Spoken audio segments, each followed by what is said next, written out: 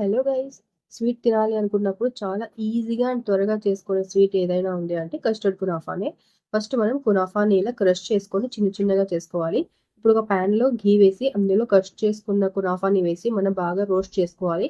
ఇప్పుడు ఇందులో కొద్దిగా పౌడర్ షుగర్ వేసి కలుపుకొని మనం ఒక ప్లేట్‌లో తీసుకొని పక్కన పెట్టుకోవాలి. ఇప్పుడు ఒక 1 టేబుల్ స్పూన్ కార్న్ ఫ్లోర్‌లోకి కొద్దిగా వాటర్ వేసి మిక్స్ చేసి పక్కన పెట్టుకోవాలి.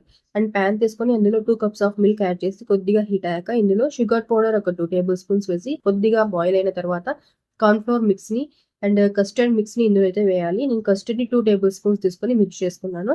అండ్ కొద్దిగా మిల్క్ మేడ్‌ని కూడా యాడ్ చేసి మనం దీన్ని 5 మినిట్స్ కుక్ చేసుకోవాలి. ఇప్పుడు ఒక బౌల్ తీసుకొని అందులో కునాఫాని ఒక లేయర్‌గా, కస్టర్డ్‌ని ఒక లేయర్‌గా పెడుతూ రావాలి.